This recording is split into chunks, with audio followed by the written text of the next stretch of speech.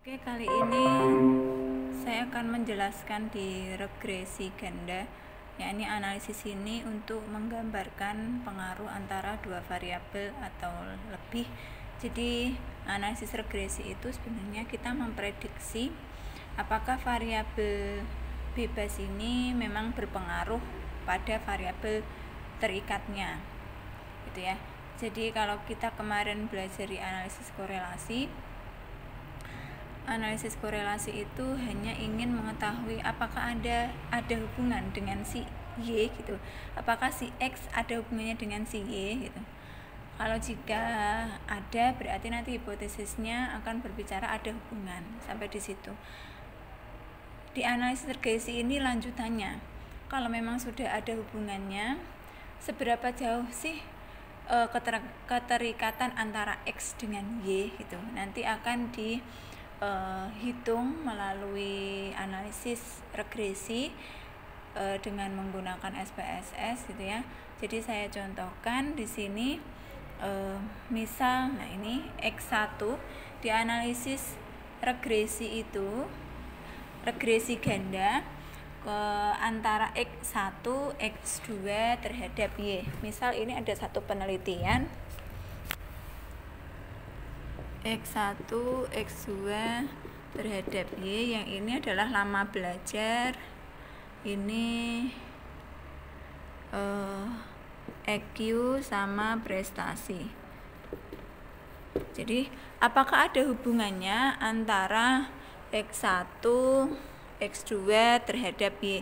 Analisis pengaruh lama belajar, EQ terhadap prestasi belajar. Jadi kita ingin mengetahui jika ada keterkaitannya, nanti kita akan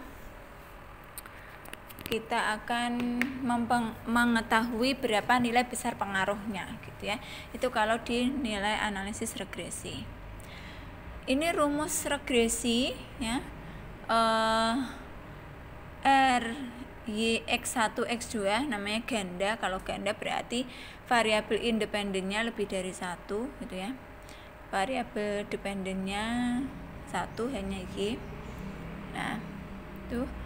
Jadi ini salah satu contoh yang ada di PPT itu.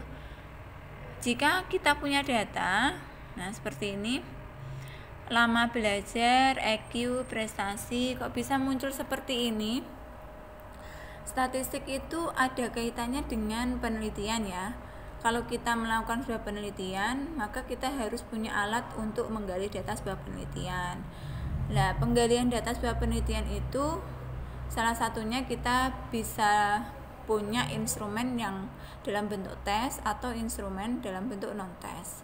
Yang tes itu bentuknya adalah soal gitu ya. Jadi kita habis ngajar pastinya mau tahu dong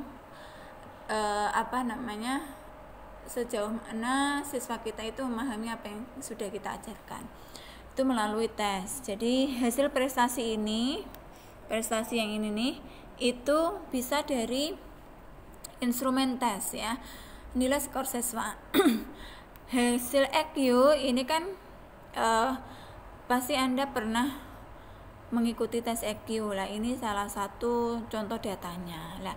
Lama belajar ini lama waktu intensitas dalam waktu belajar, dalam waktu jam ya, itu bisa 5 jam, bisa 4 jam. Yang namanya kita penelitian, datanya harus detail. Nah, data-data inilah itu dari